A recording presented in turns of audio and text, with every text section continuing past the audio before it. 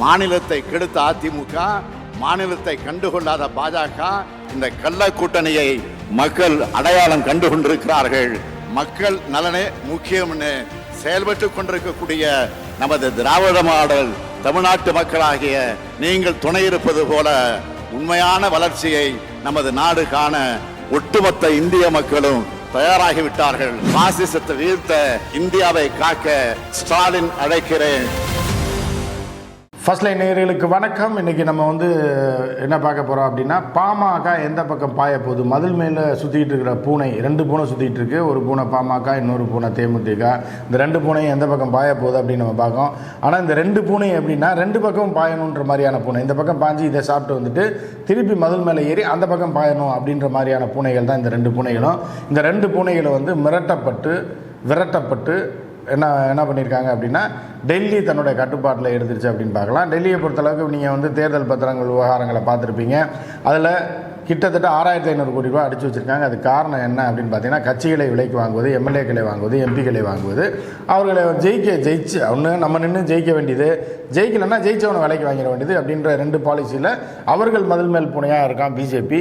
So என்ன பண்ணுறாங்க அப்படின்னா, இப்போ பிஜேபி ஒன்றத்துக்கு ஆகாமல் வேலைக்கு ஆகாமல் போயிடும், தமிழ்நாட்டில் ஜெயிக்காது, தமிழ்நாட்டில் தாமரை மலராது அப்படின்றது யாருன்னா, கோடி மீடியா ஒரு சர்வே பண்ணால் இப்போ தொடர்ந்து பார்த்திங்கன்னா ஒரே மாதிரி போட்டிருப்பாங்க. இந்த டைம்ஸ் நோவா இது போன்ற ஆங்கில ஊடகங்கள்லாம் ஒரு சர்வே போட்டால் அந்த சர்வேயில் தமிழ்நாட்டில் பாரதிய ஜனதா கட்சி ஒரு இடத்துல கூட ஜெயிக்காது அப்படின்றத அகில இந்திய பாரதிய ஜனதா கட்சியோட தலைமைக்கு தெரிவிச்சிருக்காங்க. அதே ஆனால் அவர்கள் என்ன சொல்லியிருக்காங்கன்னா, ஒரு 6 இடம் வரும்னு போட்டு விடியான்னு நம்ப மாட்டாங்கன்னா, இல்லை போட்டு விடுறது நம்பாதவன் போகிறான் அப்படின்ட்டு பாஜக 6 இடம் வருமா, அதாவது 13%, 14% வாக்கு வாங்கி 6 இடத்துல ஜெயிக்குமா. இது அதிமுகவை அதே நேரத்தில் குறைச்சி விடு அப்படின்னோடனே அவங்களும் 17% தான் வாக்குவாங்க வேணாம் அதிமுக வாங்கி, ஆனால் அவன் 4 இடத்துல ஜெயிப்பாங்க. புரியுதா? அப்படிலாம் போட்டு ஒரு சர்வே போட்டால் கூட உள் மனசாட்சி அவர்கள் கொடுத்த ஆரம்பிச்சிருச்சு. என்னென்னா, நம்ம ஜெயிக்க மாட்டோம், சும்மா வெளியில் படம் காட்டி பிரயோஜனம் கிடையாதுன்னு டெல்லியில் ஒரு அவசர கூட்டம் போடுறாங்க. அதில் எல்லாருமே தமிழகத்தை சேர்ந்தவரெலாம் கேட்டோடனே என்ன பண்ணுறாங்க அப்படின்னா, நம்ம வீணாக போயிடுவோம், 0வா போகிறோம். அதனால் நம்ம என்ன பண்ணுவோம் அப்படின்னா, திருப்பி எடப்பாடி எழுப்பி விடுவோம். நல்ல வேலை ரெட்டை வேலையை முடக்கலான்னு பார்த்தோம், வேண்டாம் இருக்கட்டும், இந்த எலெக்ஷன் வரைக்கும் இருக்கட்டும். என்ன பண்ணோன்னா, இந்த பாமகவையும் தேமுதிகவையும் கூப்பிட்டு நம்மளோட சேர்ந்து அவங்களும் வீணாக போய் நம்மளும் வீணாக போகிறதுக்கு அதிமுகவோட கொண்டு போய் தள்ளி விட்டுருங்க, சூட்கேஸ் கொடுக்குறத கொடுத்துருங்க அப்படின்ற மாதிரியான இது பண்ணியிருக்காங்க. சூட்கேஸ்னால் நீங்கள் தப்பாக நினச்சிடக்கூடாது. அதாவது நிர்மலா சீதாராமன் இதுக்கு கொண்டு போவாங்க பாருங்கள், எது பட்ஜெட் தாக்கல் பண்ணுறதுக்கு. அதெல்லாம் பணமாக இருக்கும், வெறும் டாக்குமெண்ட்டு தான் இருக்கும், வெறும் சூட்கேஸை காமிப்பாங்களே, திறந்த வெளியில் சூட்கேஸை காமிச்சிட்டு கொண்டு போவாங்க இல்லையா, அந்த மாதிரியான சூட்கேஸ்ன்னு தான் நீங்கள் பார்க்கணும். சூட்கேஸ் நான் எங்கெங்கெல்லாம் சொல்கிறேனோ அது இந்த சூட்கேஸ் தான். நீங்கள் பண சூட்கேஸாக நினச்சிங்கன்னா அதுக்கு நான் பொறுப்பு இல்லை. உடனே கூப்பிட்டு அன்புமணி ஒரு சூட்கேஸ் கேட்குறாரு. அதுக்கப்புறம் என்ன அப்படின்னு பார்க்குறீங்கன்னா, அப்பாவுக்கும் மகனுக்குமே பிரச்சனையாகுது. என்ன அப்படின்னு பார்த்தீங்கன்னா, ராமதாஸ் என்ன சொல்கிறாரு, நம்ம கட்சி ஸ்ட்ராங்காக இருந்தால் தான் இவங்களாம் நம்மளை கூப்பிடுவாங்க. கட்சி ஸ்ட்ராங்காக இருக்கணும் அப்படின்னா லோக்கல் பாலிடிக்ஸில் நம்ம வலுவாக இருக்கணும், ஸ்டேட் பாலிடிக்ஸில் வலுவாக இருக்கணும். வரக்கூடிய தேர்தலில் நம்ம அதிமுகவோட கூட்டணி வச்சாதான் சில எம்எல்ஏக்களை கிடைப்பாங்க. நமக்கு பாஜகவில் ஒன்றுமே கிடையாது, 6-7% வாக்கு தான் விழுகும். அதோட நம்ம 7% சேர்த்தா நம்ம வீணாக போயிடுவோம். நீ பெட்டிக்காக பார்க்க வேணாம், இந்த பெட்டி இங்கேயும் நம்ம வாங்க முடியும் எடப்பாடிட்டையும். அதனால் அதிமுகவோட கூட்டணின்னு அவர் சொல்கிறாரு. இவர் என்ன சொல்கிறாரு அப்படின்னா, யார் அன்புமணி என்ன பேசியிருக்காரு அப்படின்னா, இல்லை அப்படிலாம் கிடையாது, நம்ம மேலே சிபிஐ கேஸ் இருக்குது, ஏற்கனவே சிபிஐ கேஸில் மாட்டினோன்னா நம்ம இவ்வளோ நாள் சந்தோஷமாக வாழ்ந்துட்டோம், இனிமேல் கடைசி காலத்தில் போய் நம்ம சிறைக்கு செல்றதெல்லாம் கஷ்டமாயிரும் நாளைக்கு தீர்ப்பு வந்ததுன்னா. அதனால் நம்ம மத்திய அரசோட வச்சாதான் கூட்டணி வச்சாதான், மத்திய அரசு அங்கே வைக்கக்கூடிய, அதாவது பாஜகவோட கூட்டணி சேர்ந்தால் மட்டும்தான் நம்ம தப்பிக்க முடியும்னு இருதரப்பு வாதங்கள் அப்பாவுக்கு மகனுக்குமே நடக்குது. இதுக்கு அப்போ கட்சி தொண்டர்கள்ட்ட கேட்போம், அந்த டாஸ் போடுவாங்களே, உனக்கு வேணாம் எனக்கு வேணாம் டாஸ் போட்டுருவோம் அப்படின்ட்டு. உடனே என்ன பண்ணுறாங்கன்னா, கட்சி தொண்டர்களை கூப்பிடுறாங்க, பொதுக்குழு செயற்குழுன்னு ஒன்று கூப்பிட்டு அவங்ககிட்ட கேட்டால் கழுவி ஊற்றுறாங்க. பாஜகவோட சேர்ந்தீங்க அப்படின்னா நம்ம நாசமாக போயிடுவோம், மக்கள்கிட்ட போய் நிற்க முடியாது, மக்கள் ஓட்டு போட மாட்டான்னு பாமக தொண்டர்கள், யதார்த்தவாதிகள், நியாயவாதிகள், நியாயமான தொண்டர்கள் என்ன சொல்கிறாங்கன்னா, அவங்களுடைய மனசில் உள்ள விஷயத்தை சொல்கிறாங்க, குமுறுறாங்க, கொதிக்கிறாங்க. ஆனால் அன்புமணி பார்க்குறாரு, ஆகா இது பெரிய சிக்கலாயிரும் அப்படின்னு உடனே டெல்லிக்கு ஃபோன் பண்ணி, நீங்கள் சூட்கேஸ் அப்படியே வச்சுருங்க, இப்போ நான் நேரில் வரேன்னு சொல்லி போய் என்ன சொல்லியிருக்காருன்னா, தொண்டர்கள் கொந்தளிக்கிறாங்க, நாம் இதற்கு மாறாக நான் எங்கள் அப்பாவும் கொந்தளிக்கிறாரு, எங்கள் அப்பாவும் வந்து அதிமுகவோட தான் சேரணும்னு சொல்கிறாரு.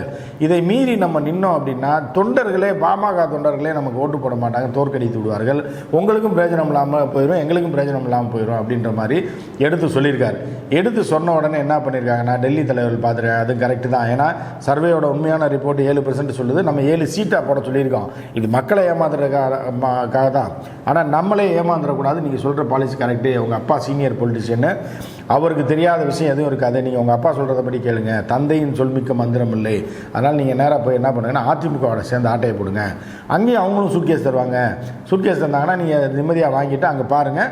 முடிஞ்ச உடனே நான் எங்கள் இந்த சூட்கேஸ் அப்புறம் வந்து டெல்லியில் வந்து எடுத்துக்கலாம் எப்போ வேணாலும் அப்படின்ற மாதிரி சொல்லியிருக்காங்க. உடனடியாக அன்புமணிக்கு டபுள் டமாக்கா அடிச்சிச்சு. அப்படின்னா இங்கேயும் வாங்கிக்கலாம், முடிஞ்சதுக்கப்புறம் முடிகிறதுக்கு முன்னாடி, எலெக்ஷனுக்கு முன்னாடி அங்கேயும் வாங்கிக்கலாம்னு சொல்லிட்டு நேராக வண்டி ஏறி வந்து என்ன அவர்களோட திட்டம் என்ன அப்படின்னா, அதிமுகவுக்கு ஒரு 20% வாக்கு வங்கி இருக்குது, அதோட பாமக ஒரு 7-8% சேர்ந்துச்சு அப்படின்னா ஏதோ 2 தொகுதியில் ஜெயிக்கலாம் வாய்ப்பு இருக்குது. அதை எதுக்கு நம்ம பிஜேபியில் சேர்ந்து நம்மளும் நாசமாக போய் அவன் தலையிலையும் மண்ணை போடணும். அதனால் அதிமுகவோட போய் கூட்டணி சேர்ந்துட்டோம். சேர்ந்ததுக்கப்புறம் ஏதோ 1-2 கிடைச்சா லாபம் தானே. அப்போ அதுக்கப்புறம் எப்படி அதிமுக எலெக்ஷனுக்கு அப்புறம் போய் பிஜேபிக்கு தான் சப்போர்ட் பண்ண போகுது. வெளியிலிருந்து ஆதரவுன்னுவாங்க. வெளியிலேருந்து தானே ஆதரவு தர்றோம், உள்ளேருந்து நாங்கள் தரல, நாங்கள் அமைச்சராகலைன்னு. நீங்கள் அமைச்சராக என்ன பண்ண போகிறீங்க, இது பண்ண போகிறீங்கன்றது எலெக்ஷனுக்கு அப்புறம் தெரிய போகுது. வெளியிலேருந்து ஆதரவு தர போகிறீங்க, மத்திய அரசுக்கு ஆதரவு. நீ என்ன மத்திய அரசு கொண்டு வர திட்டத்தை எதிர்த்துட்டு பார்லிமெண்ட்டை விட்டு வெளியில் வந்துடுவீங்களா? வரமாட்டீங்க. நீங்கள் அந்த பக்கம் தான் போக போகிறீங்கன்னு தெரியும். அப்போ பிஜேபி என்ன சொல்லுதுன்னா, அவர்கள்ட்ட போய் சூட்கேஸை வாங்கிட்டு, நீங்கள் சூட்கேஸ் மீன்ஸ் திருப்பி நான் சொல்கிறேன் டாக்குமெண்ட் சூட்கேஸ், அதாவது அக்ரிமெண்ட் சூட்கேஸை வாங்கிட்டு நீங்கள் அந்த பக்கம் போயிருங்க. அங்கே நின்றுட்டு ஜெயிச்சதுக்கப்புறம் இப்படி இந்த பக்கம் வந்துடுங்க. தேமுதிகவும் நம்ம கூட்டு மிரட்டிட்டோம், நீ இந்த சும்மா அந்த சீட்டு 3 சீட்டு 4 சீட்டு மேலவை சீட்டுலாம் கேட்டுக்கிட்டு இருக்கக்கூடாது. அதெல்லாம் அவங்ககிட்ட போய் கேளுங்க. ஏன்னா அவங்க டாட்டையை போட்டு வாங்கிக்கோங்க தமிழ்நாட்டில். ஆனால் சப்போஸ் ஜெயிச்சிங்கன்னா ஒரு சீட்டு, ஆனால் ஜெயிக்கிறதுக்கு வாய்ப்பே இல்லைன்னா கூட அந்த பக்கம் போய் இது பண்ணி விடுங்க. போயிட்டு அதில் ஜெயிச்சதுக்கப்புறம் வாங்க, நாங்கள் வந்து அதுக்கப்புறமா வாங்க, உங்களுக்கு எவ்வளோ என்ன தரணுமோ அதை நாங்கள் தர்றோம் அப்படின்ற மாதிரி தேமுதிக அனுப்பி விட்டாங்க. இப்போ என்ன ஆகுது அப்படின்னு பார்த்தீங்கன்னா, எடப்பாடியார் ரொம்ப நொந்து நூலாக போயிருந்தார். யாரடா சேர்க்குறேன்னு ஒரு கட்சி கூட சேர்க்காமல் போஸ்டரை பார்த்து இப்படி ஒரு கட்சி இருக்குன்னு சொல்லி சினிமா வில்லன் வந்து நம்ம மன்சூர் அலிகானை கூப்பிட்டு சேர்த்தா மன்சூர் அலிகானையே கட்சியை விட்டு நீக்கிட்டாங்க.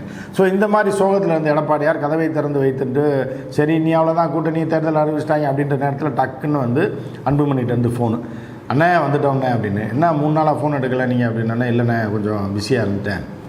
உங்களோட தானே கூட்டணி, அதில் எந்த மாற்று கருத்து இல்லை, சத்தியம் பண்ணி சொல்கிறேன். நான் இப்போ கிளம்பி வந்துகிட்டே இருக்கேன்னா நீங்கள் ரெடி பண்ணுங்கள் சூட்கேஸை, அக்ரிமெண்ட் சூட்கேஸை ரெடி பண்ணுங்கள், நம்ம டக்குன்னு வந்து நம்மளோட தானே கூட்டணி நிற்க போகிறோன்ட்டார்.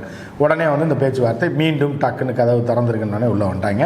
அதே மாதிரி பிரேமலதாவும் சரி அவர்கள் வேறு மிரட்டுறாங்க, நமக்கு வேறு வழி கிடையாதுன்னு சொல்லிட்டு திருப்பி அதிமுகவோட பேச்சுவார்த்தை நடத்த போகிறாங்க.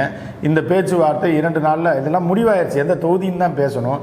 பேசிட்டு பாமக அதிமுக பிரேமலதா 3 பேரும் கூட்டணி போடுறதுக்கு தயாராகிட்டாங்க. பாஜகவே அதுக்கு வழி விட்டுருச்சு. சரியா? இந்த வடிவேல் காமெடியில் ஒன்று பார்ப்பான் இல்லை, என்னென்னா ஒரு பொண்ணை கூப்பிட்டு வருவாங்க. புருஷன் வருவான், அந்த மாட்டு ரவி 2வது வருவான், 3வது வருவான்ல. அப்போ என்னென்னா புருஷனே வந்து சொல்லுவான், நான் தான் அந்த பொண்ணை கூட்டிகிட்டு போய் அங்கே விடுவேன் அப்படின்ற மாதிரி. பாஜகவே என்ன பண்ணிட்டான்னா மாட்டு ரவியாக மாறி இந்த 2 கட்சிகளையும் கொண்டு போய் பாஜகவே அதிமுகவோட சேர்த்து விட்டுச்சு. போய் நீங்கள் ஜெயிச்சுட்டு நல்லபடியாக வாங்கன்னு சொல்லி திலகம் விட்டு ஜெயிச்சதுக்கப்புறம் நீங்கள் வந்து நமக்கு ஆதரிங்க, அங்கே உள்ள உங்களுக்கு உரிய சூட்கேஸ் கரெக்டாக இருக்கும் அப்படின்ற மாதிரி இப்படி ஒரு நிலைமை தான் தமிழ்நாடு பாலிடிக்ஸில் போயிட்டுருக்கு. எனவே இன்னும் ஒரு தினங்களில் இவர்கள் 2 பேரும் இணைந்து விடுவார்கள். பாமக தொண்டர்களுக்கு பட்டை நாமம் தான். அவர்கள் இப்போதே தெரிந்து கொள்வது நல்லது.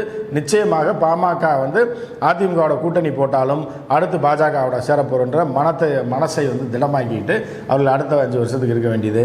அதே மாதிரி தேமுதிக தொண்டர்களே இல்லை, அதை பற்றி அவர்கள் கவலை இல்லை. அவரும் சுதீஷ் அவங்க தம்பியும் தான் இருக்காங்க. இன்னொரு 4 பேர் கூட இருக்காங்க வீட்டில்.